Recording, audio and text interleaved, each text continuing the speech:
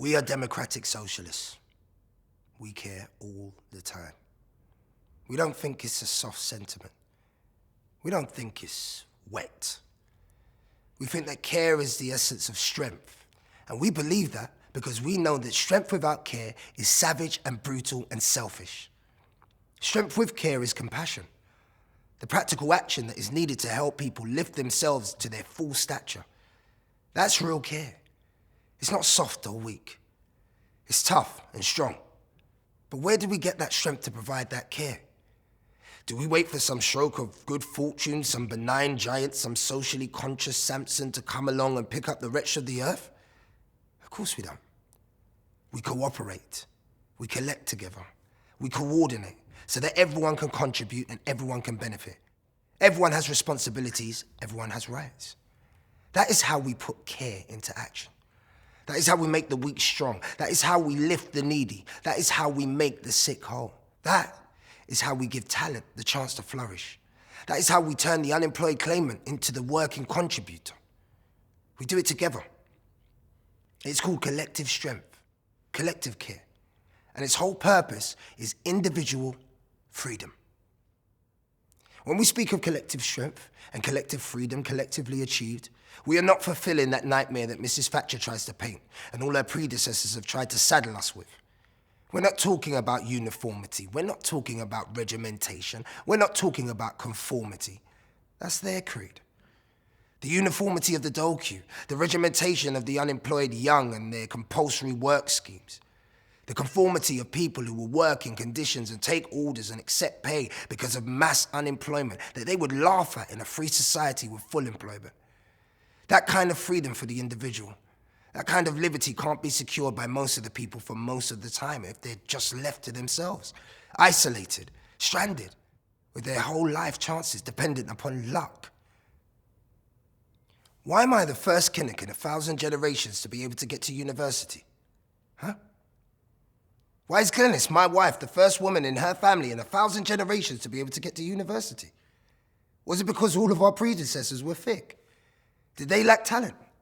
Those people who could sing and play and recite and write poetry. Those people who could make wonderful, beautiful things with their hands. Those people who could dream dreams, see visions. Those people who had such a sense of perception as to know in times so brutal, so oppressive, that they could win their way out of that by coming together. Were those people not university material? Couldn't they have knocked off all their A-levels in an afternoon? But why didn't they get it? Was it because they were weak? Those people who could work 8 hours underground and then come up and play football, weak? Those women who could survive 11 childbearings, were they weak?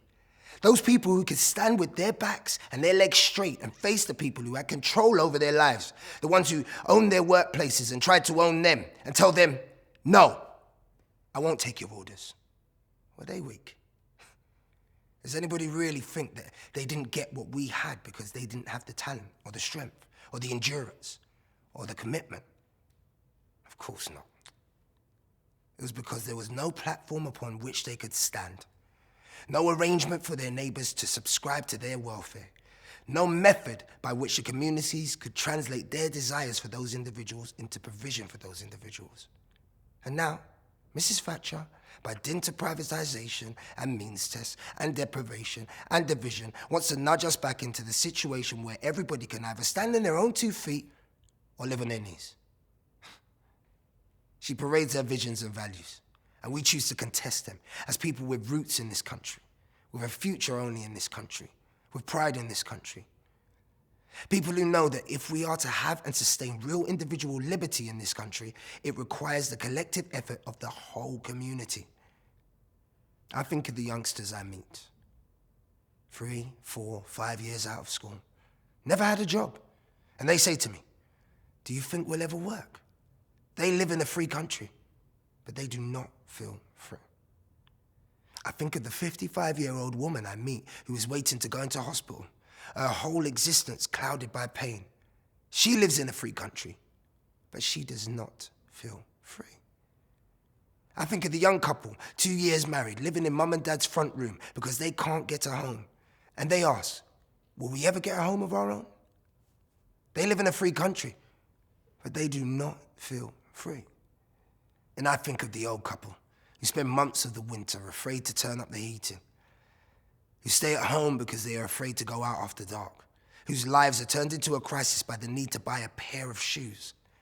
They live in a free country. Indeed, they are of the generation that fought for a free country, but they do not feel free.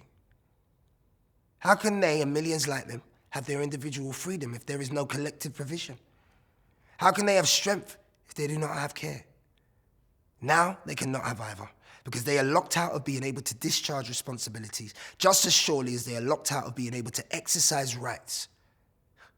They want to be able to use both. They do not want feather bedding. They want a foothold. They do not want cotton woolen. They want a chance to contribute. That is the freedom they want. And that is the freedom we want to give them. And that is the freedom we want them to have.